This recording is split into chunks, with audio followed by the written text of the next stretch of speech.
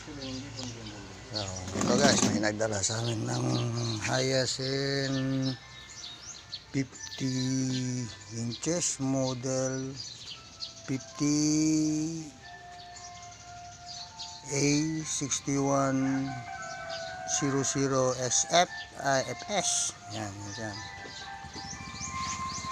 Ang sira nito guys is nagbiblink yung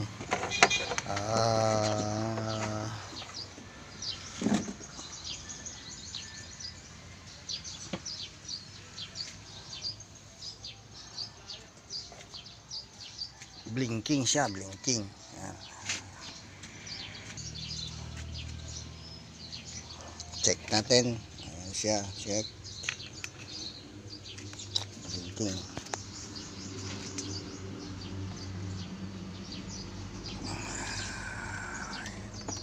Hindi.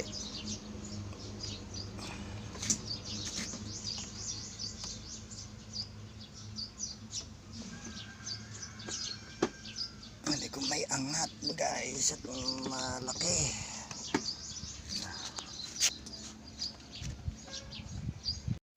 At yan na guys, at nakita na tayo ng pamalit natin ng piyesa doon sa kanyang board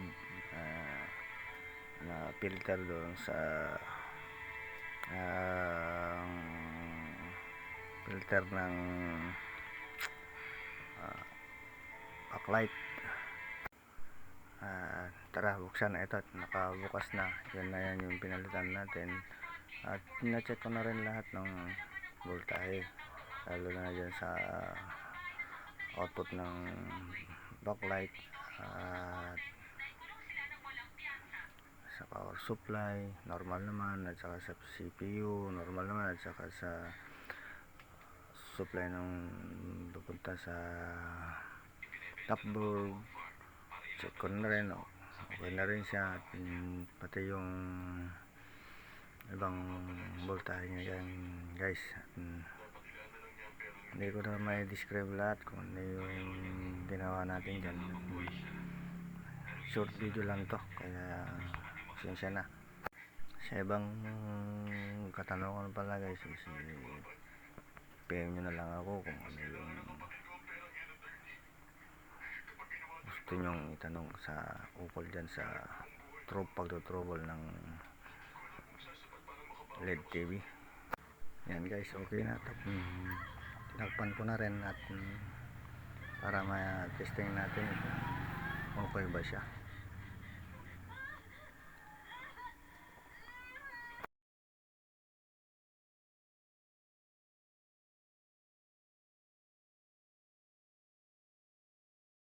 Yun yung capacitor na naging sira niya guys. Marami pa, hindi ko na kasi na-videoan lahat at hindi magkasya sa memory natin sa cellphone, kaya pinadali ko na lang.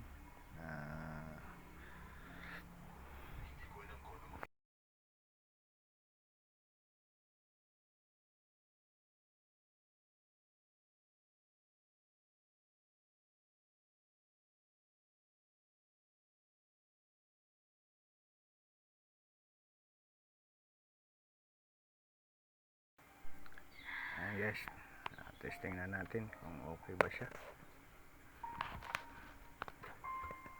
Pinower, pindot ko yung okay na, lumabas na siya, hindi na siya nagbibinkling display. Okay na siya guys. Salamat sa panonood, thank you.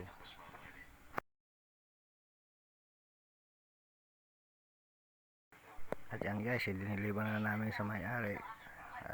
Okay na, tuwan-tuwa sila. Salamat.